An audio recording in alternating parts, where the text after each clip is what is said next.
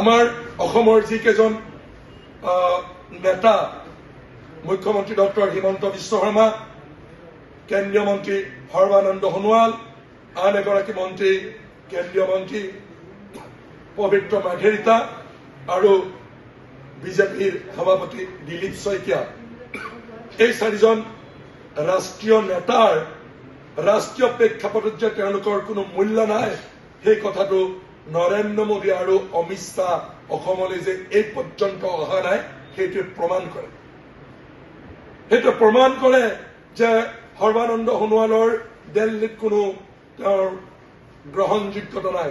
এই কথাটো প্ৰমাণ কৰে যে পবিত্ৰ মাৰ্ঘেৰিটাৰ দিল্লীত মূল্য কিমান। এই কথাটো প্ৰমাণ কৰে যে অসমৰ বিজেপিৰ সভাপতি দিলীপ শইকীয়াৰ দিল্লীত তেওঁৰ মূল্য কিমান। এই কথাটো প্ৰমাণ কৰে যে মুখ্যমন্ত্ৰী ডক্টৰ হিমন্ত বিশ্ব শৰ্মাৰ দিল্লীত কিমান গুৰুত্ব, এই কথাটোৱে প্ৰমাণ কৰে। বা উজনি অসমৰ অন্যতম যিটো ডাঙৰ প্ৰতিষ্ঠান, সেইটোৱে হলগে ONGC। এই ONGCয়ে আমি এইকেইদিন এই অঞ্চলৰ অলিয়ে গলিয়ে ঘূৰি ফুৰিছো। দুই এখন গাড়ী আমি দেখিছো অইল ইণ্ডিয়া লিমিটেড দুলীয়াজানৰ পৰা আহিছে, দুই এখন গাড়ী আমি দেখিছো NRLৰ পৰা আহিছে। ইয়াতে আহি পেলাই তেওঁলোকৰ মেডিকেল টিম ঘূৰি ফুৰিছে, কিন্তু ONGCৰ কোনো এক্টিভিটি এই পৰ্যন্ত কিন্তু আমি বানপীড়িত অঞ্চলত জনসাধাৰণৰ ওচৰত দেখা নাই। গতিকে মই ONGCক দাবী জনাইছো, তেওঁলোকে এই যে CSR ফাণ্ড RSSক তেওঁলোকে প্ৰদান কৰিছে, CSR ফাণ্ড বিজেপিৰ পৃষ্ঠপোষকতাত থকা বিভিন্ন অৰ্গেনাইজেশ্যনক তেওঁলোকে প্ৰদান কৰিছে। সেই যিটো কাৰ্য, সেই কাৰ্য অনতিবিলম্বে ONGCয়ে বন্ধ কৰিব লাগে। সমুদায় CSR ফাণ্ডৰ ধন ONGCয়ে ইমিডিয়েটলি শিৱসাগৰ জিলা উপায়ুক্ত আৰু চৰাইদেউ জিলা উপায়ুক্তৰ ফাণ্ডলৈকে ট্ৰেন্সফাৰ কৰিব লাগে। এই কথাটো মই আকৌ কৈছো যে ONGCৰ যিমান CSR ফাণ্ডত টকা জমা হৈ আছে, সেই সমুদায় ধন শিৱসাগৰ আৰু ডিব্ৰুগড় আৰু কিছু সংখ্যক শিৱসাগৰ আৰু চৰাইদেউ আৰু কিছু সংখ্যক যোৰহাটৰ DCৰ একাউণ্টলৈকে হস্তান্তৰ কৰিব লাগে। আৰু ONGCয়ে যদি সেইটো নকৰে, তেনেহলে আমি এইকেইদিন বানপীড়িত অঞ্চলত লাগি আছো। যেতিয়াই কিছু স্বাভাৱিক পৰিৱেশ ঘূৰি আহিব, আমি অসম জাতীয়তাবাদী যুৱ ছাত্ৰ পৰিষদে শিৱসাগৰ বা ONGCৰ যিটো আমাৰ অফিচ আছে, অনিৰ্দিষ্ট কাললৈকে আমি অসম জাতীয়তাবাদী যুৱ ছাত্ৰ পৰিষদে বন্ধ কৰি দিম। তেওঁলোকৰ যিমানবিলাক উৎপাদন কৰা ONGCৰ অপাৰেশ্যন এৰিয়া আছে, সেই এৰিয়াসমূহ আমি অসম জাতীয়তাবাদী যুৱ ছাত্ৰ পৰিষদে অনিৰ্দিষ্ট কালৰ কাৰণে বন্ধ কৰি দিম। যে গোটেই আমি যে তেওঁলোকৰ বা খুজি আছো, এই খুজি থকাটো আচলতে ভিক্ষা খুজিছে বুলি ভবাটো ভুল।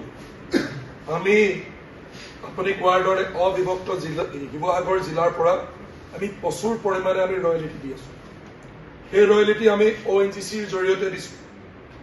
সেই ৰয়েলিটি আমি আমাৰ চাহ কোম্পানীসমূহৰ জৰিয়তে দিছো। সেই ৰয়েলিটি আমি আন আন যিবিলাক আমাৰ খনিজ সম্পদ আছে বা আমাৰ প্ৰাকৃতিক সম্পদ আছে, সেই প্ৰাকৃতিক সম্পদসমূহৰ জৰিয়তে আমাৰ সেই ৰয়েলিটি আমি দি আছো। সেই ৰয়েলিটিয়ে তেওঁলোকে বিভিন্ন সময়ত কৰ্মচাৰীক দৰমহা দিছে। তেওঁলোকে আন আন অঞ্চলত ৰাস্তা ঘাট, দলং, স্কুল ঘৰ নিৰ্মাণ কৰিছে, কৰিবই। সেইখিনিত আমি ইমান দিনে আদৰণি জনাইছো, সেইখিনিত সহযোগ কৰি আছো। কিন্তু এতিয়া আমাৰ শিৱসাগৰ মানুহৰ বিপদৰ সময়ত সেইকাৰণে তেওঁলোকে এই 15,000 কোটি টকাতে আবদ্ধ নাথাকি প্ৰথম অৱস্থাত তেওঁলোকে 1 লাখকৈ ইনিচিয়েলি প্ৰতি ঘৰ মানুহতে পইচা দিয়ক, আমি আমাৰ ঘৰলৈকে আমি ঘূৰি যাওঁ। প্ৰথম অৱস্থাত গৈ পেলাই আমি ঘৰটো চফা কৰিব লাগিব। আমাৰ যিখিনি অত্যাৱশ্যকীয় সামগ্ৰী পানীয়ে উটুৱাই লৈ গ'ল বা নষ্ট কৰিলে, কম পৰিমাণে সেইখিনি আমি কিনিব লাগিব। আমাৰ ল'ৰা ছোৱালী স্কুল কলেজলৈকে পঠিয়াব লাগিব।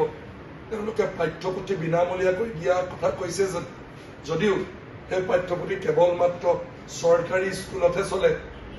আমাৰ বহুতৰ ল'ৰা ছোৱালী প্ৰাইভেট স্কুলতো পঢ়ে। গতিকে আমি আকৌ কিতাপ পত্ৰবিলাক সেই চিলেবাছৰ মতে কিনিব লাগিব। গতিকে আমাক প্ৰথম অৱস্থাত 1 লাখকৈ টকা দিয়ক। তাৰপিছত আমাৰ যদি অসম আৰ্হিৰ ঘৰটো, যিটো ঘৰ বনাওঁতে যদি আমাৰ 20 লাখ টকা খৰচ হৈছিল, তেনেহ'লে সেই ঘৰটো নিৰ্মাণ কৰিবৰ কাৰণে আমি আগতকৈ লাগিলে সৰুকৈ বনাম, আমাক আধা পইচা দিয়াৰ ব্যৱস্থা কৰক, 10 লাখ টকা দিয়ক। আমাৰ ব্যৱসায় প্ৰতিষ্ঠানখন নষ্ট হ'ল এই বানপানীত।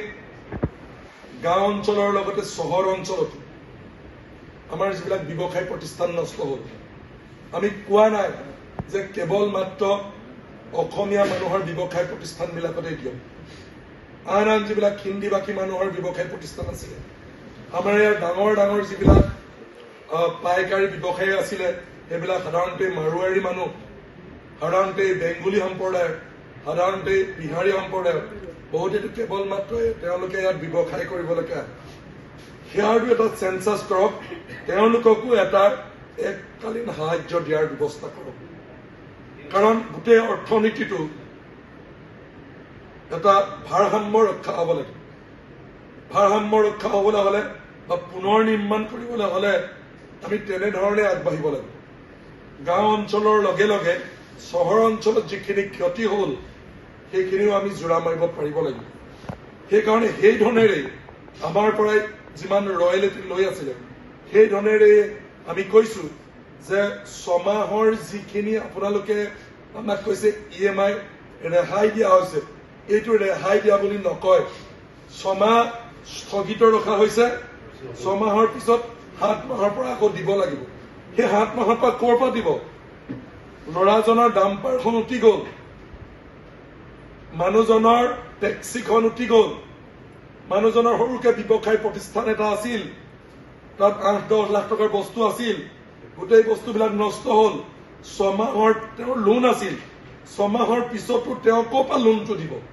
গতিকে এই 6 মাহ চৰকাৰে সেই EMI খিনি দিয়াৰ ব্যৱস্থা কৰক। গোটেই আমাৰো দল সংগঠন হিচাপে আমি যে কেৱল মাত্ৰ চৰকাৰকে যে কৈ আছো কৰিব লাগে, এইটো নহয়। এইটো আমি নিজেও কৰিছো যে আমি অসম জাতীয়তাবাদী যুৱ ছাত্ৰ পৰিষদে 6000 বিঘা মাটিত খেতি কৰিব পৰাকৈ আমি কঠীয়া পৰাৰ ব্যৱস্থা কৰিছো।